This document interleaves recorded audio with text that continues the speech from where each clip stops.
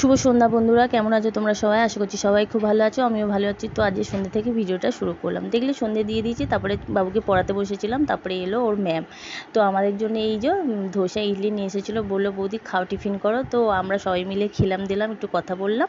তো এখন পড়াচ্ছে, ছেলের পরীক্ষা চলছে, তো এখন পড়াচ্ছে। তো আমি ভাবলাম চলো পড়াচ্ছে যেখানে আমি এদিকে রান্নাটা কমপ্লিট করে নিই। তো রাত্রে এই যে রুটির পরোটা এই রান্নাবান্না করলাম, আর দুপুরে মাংস করেছিলাম সেটা আছে, আর রাত্রে তোমাদের দাদা একটু তরকারি নিয়ে এসেছিলো। তো এই দিয়ে আজ রাত্রের খাওয়া দাওয়াটা কমপ্লিট করলাম। তারপরে বন্ধুরা ওইদিকে সমস্ত কাজবাজ কমপ্লিট করে নিয়েছি। আজকে একটু ইচ্ছা হলো তাই একটু নেল পালিশ পরলাম। তো আর ভিডিওটা করিনি, এটা দেখা হচ্ছে পরের দিন সকালবেলা। গুড মর্নিং বন্ধুরা, কেমন আছো তোমরা সবাই? দেখো আজ ওয়েদারটা খুব গরমও না, খুব ঠান্ডাও না, মাঝামাঝি বেশ ভালোই লাগছে। তবে রোদটা ওঠেনি, হাওয়া দিচ্ছে। তো এইদিকে আমার সমস্ত কাজবাজ কমপ্লিট হয়ে গেছে, আর এদিকে পুজোও হয়ে গেছে। তো চলো এদিকে রান্নাবান্না কী করলাম তোমাদের সাথে একটু শেয়ার করি। তো এইদিকে রান্না আমাদের আজকে হয়েছে, আজকে ছিল বুধবার, এদিকে রান্না হয়েছে ডিমের তরকারি।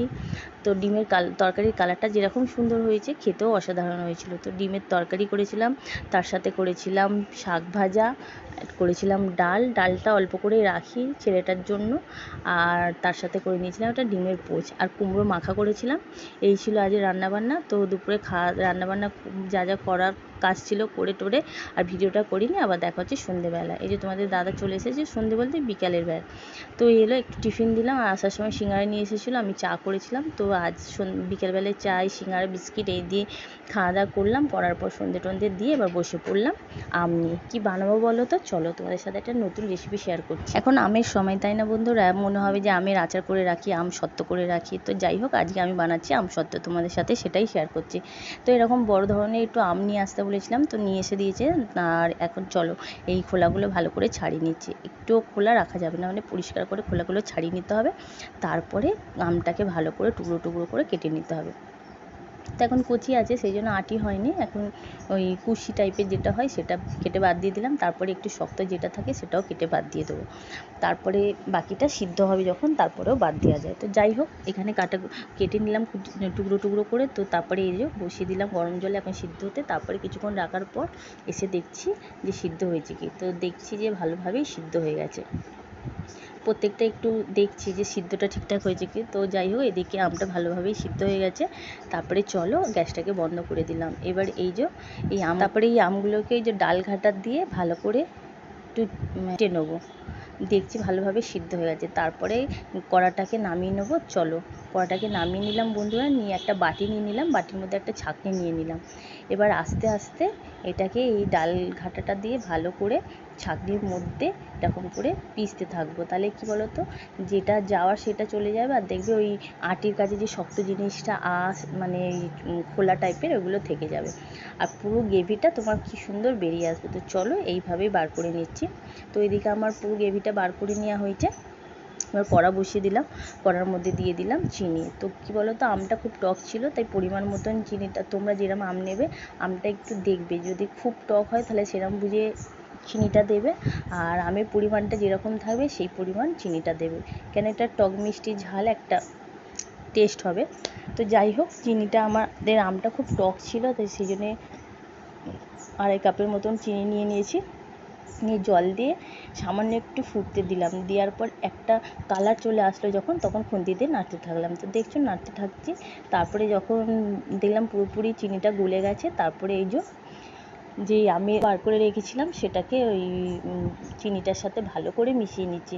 গ্যাসটাকে কিন্তু আস্তে রাখবে বন্ধুরা, বলছি বারবার। কেন বলো তো, গ্যাস জোরে দিলে তো নিচে ধরে যাবে, জিনিসটাই নষ্ট হয়ে যাবে। তো যখন দেখলে ওই চিনিটা পুরোপুরি গলে গিয়ে একটা সুন্দর কালার চলে এসেছে, তারপরে আমের এই গ্রেভিটা আস্তে আস্তে দিতে থাকবে আর নাড়তে থাকবে, তাহলে জিনিসটা খুব সুন্দর হবে, ধরবেও না, আর কালারটাও সুন্দর আসবে। তারপরে চলো, যেহেতু বাড়িতে বানাচ্ছি সেই জন্য ভাবলাম টক মিষ্টি ঝাল একটা টেস্ট হলে ভালোই লাগবে, সেই জন্য একটু লঙ্কা গুঁড়ো দিয়ে দিলাম, আর পরিমাণ মতো নুন দিয়ে দিলাম। তো দিয়ে এখন এটাকে নাড়াচাড়া করতে থাকবো, যতক্ষণ না এটা জেলি টাইপের হবে ততক্ষণ এটা নাড়াচাড়া করতে। গ্যাসটা কিন্তু আস্তে দেবে।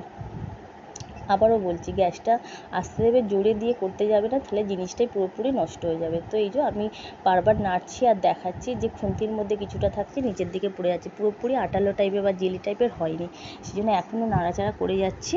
তো নাড়াচাড়া করার পর লাস্টে যখন জেলি মতন হয়ে আসলো নামিয়ে নেবো। তো এই দেখো জেলি টাইপের হয়ে গেছে, তারপরে নামিয়ে নিলাম বন্ধুরা।